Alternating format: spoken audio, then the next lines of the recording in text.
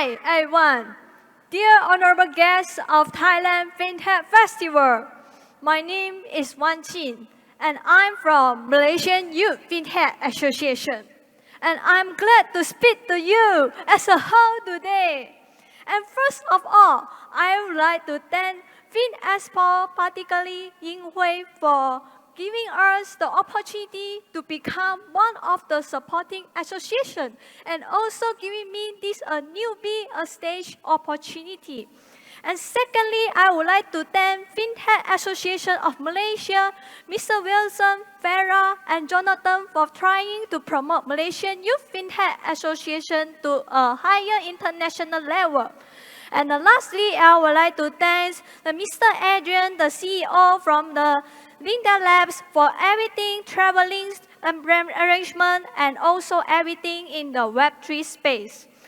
And today, I would like to bring the conversation on the stage, which came first, FinTech innovation or youth empowerment in the financial services industry.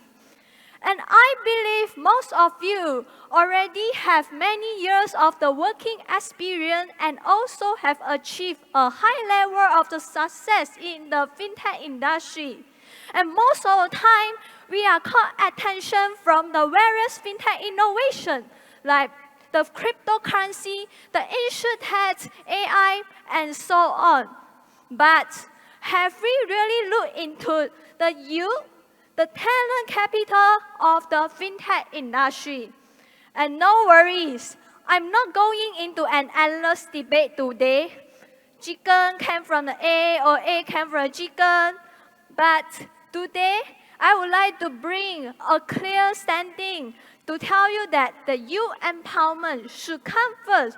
FinTech innovation in the financial services industry. Do you have any idea about the age range of the youth? 18 to 35, 15 to 24, or you are just claiming that age is just a number.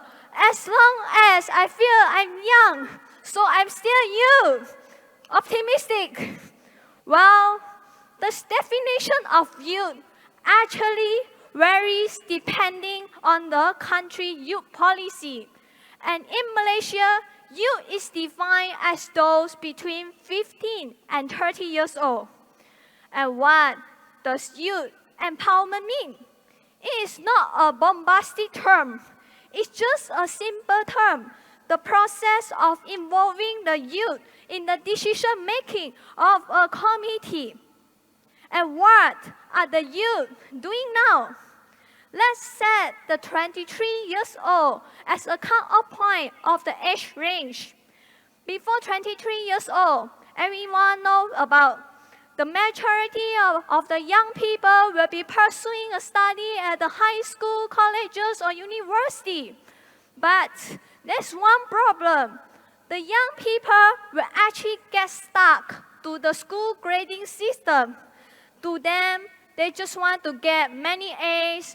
To them, they want to secure a seat at the prestigious university. To them, they want to compete with their peers.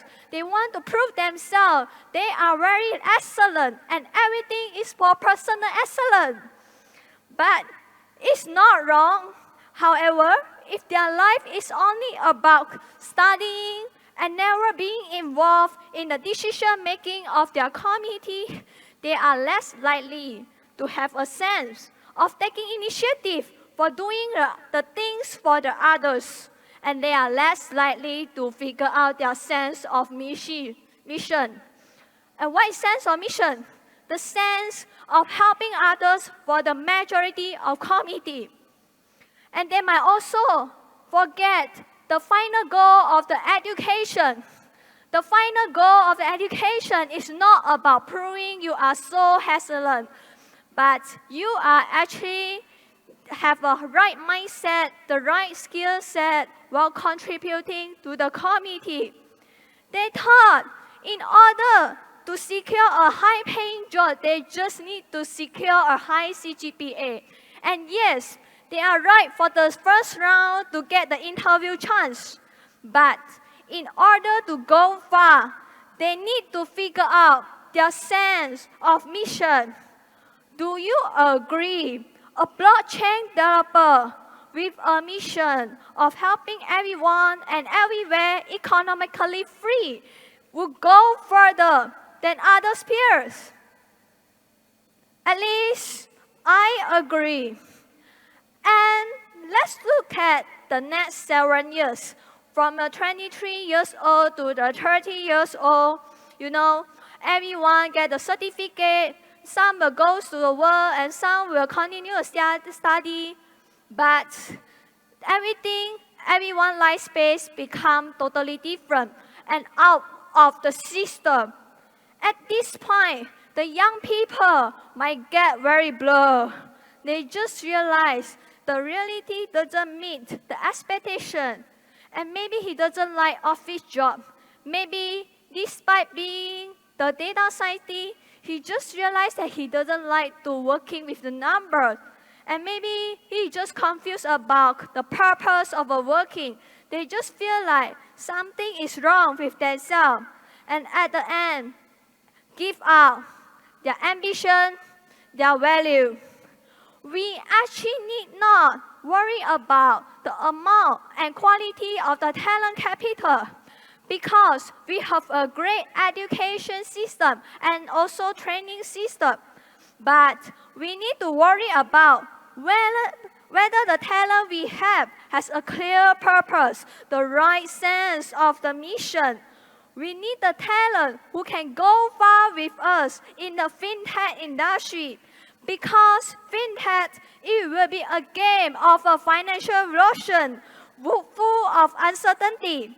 And so, youth empowerment should come first before innovation. Do you agree? If you agree, please give us a round of applause. Thank you. Thanks for your applause. Who are the youth now? Just now I have mentioned that those are 15 to 30 years old, which means they are born between 1993 and 2008 right now. They are so-called Generation Z.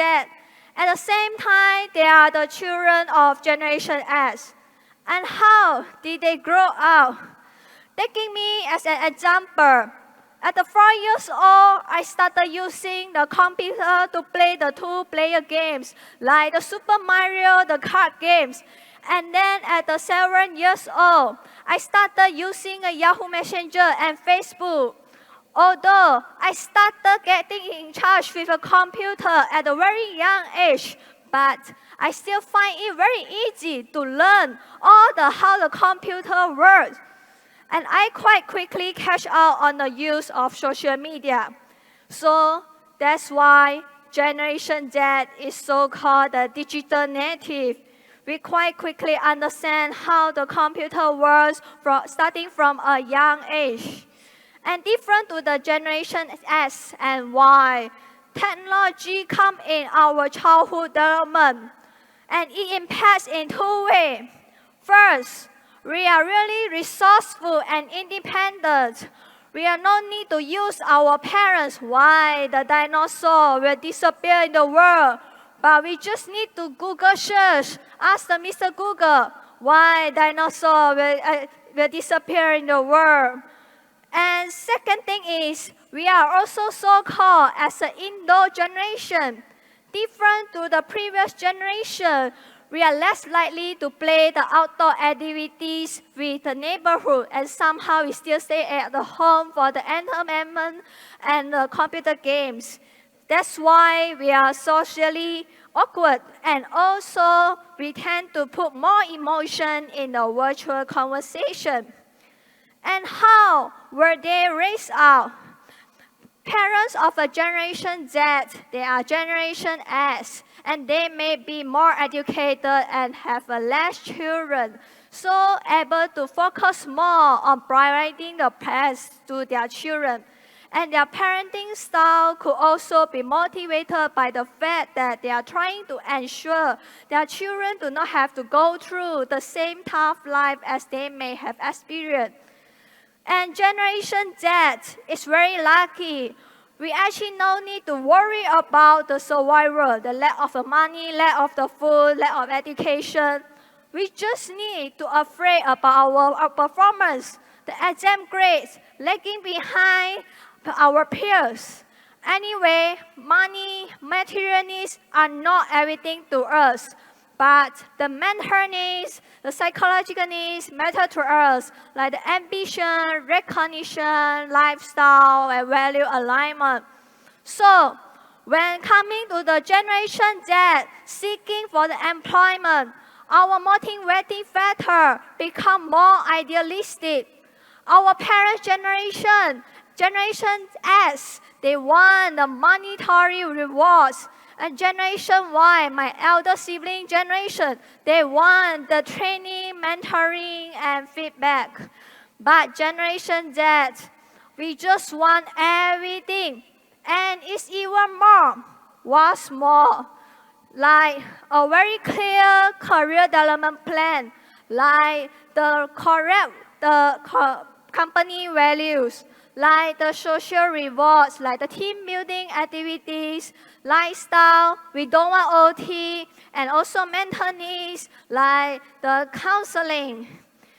And sending a shoe of the employers, you might feel that, hey, am I another caregiver to the Generation Z worker? Well, I don't think so. It's just that economic needs of the Generation Z have changed. So monetary rewards are no longer the main attraction to us. If let's say you want more young people to go far with you, you want to gain a more competitive advantage in the talent market, perhaps you will need to consider a more comprehensive benefit package to the younger employee. And you might also notice that it might be even harder to retain a younger generation for a longer service. Like our parents will tend to stay for a company 8 years, 10 years, but a younger generation might just stick to a company for 1 year, 2 years, or 3 years. Why? Because we are already well supported by our parents, we have a freedom to hold on a better opportunity, and also because we are stick to the school system, somehow as long as we have learned most of the things within the job role, we just want to learn more things, and hence we might consider the other organization for better opportunity. It's not all wrong or right. It's just because that the economic needs of this generation have changed. And not just Generation Z, but the Generation Alpha, who born in the ChatGPT years coming soon. Let's see the next 10 years, what will be happening in the talent market. Dear honorable guests of Thailand FinTech Festival, who are the main users of the FinTech innovation, like using the payment as trading the cryptocurrency? Definitely the main user will be the youth. Because when I ask my parents to learn how to use the payment apps, they need to jot down the notes, what is this icon symbolized for? But for young people, we actually naturally understand, the icon, what they symbolize. So you will also be the one to understand the best youth market. They will know how the user experience design, the user interaction design should be the best delivered to the youth market. So, FinTech innovation by youth for youth. And youth stage generally possess a greater mobility, higher energy, and also higher curiosity. So you will have a high patience to learn things. And because of the high level of the curiosity, you tend to be courageous to try to go beyond the boundary. Plus, thanks to the current society for bearing a very high level of the tolerance for the youth making mistake, and hence making a low cost of the mistake for them. As in the river, the wave behind on those before, so the new generation excels the old. So you could always be the great innovator of the FinTech innovation. And also the youth market will be obsolete every 10 years. This 10 years will need to target the generation Z market, those who born with those are currently at the age of 20 and 20 years, 30 years old. But the next 10 years will need to target the market of the generation alpha, those who born in the ChatGPT year, AI year. You could always be the great demander of the FinTech innovation, and their user requirement will be higher and higher, and hence your FinTech innovation will also become more perfect and more perfect. And our idea will age and obsolete one day. Unleashing the young people creativity and innovation will always be the driver of FinTech. Dear honorable guests of Thailand FinTech Festival, we have already understood that youth empowerment should come first FinTech innovation and how to empower the youth. For my little advice, any kind of a relationship is a two-way street and same applies to the teamwork.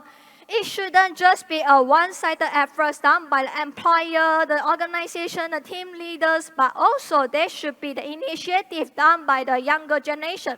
And my little advice to the employer side, keep finding the best communication modes, the teamwork mode that could fit your personality, the team member personality, and also your younger generation personality.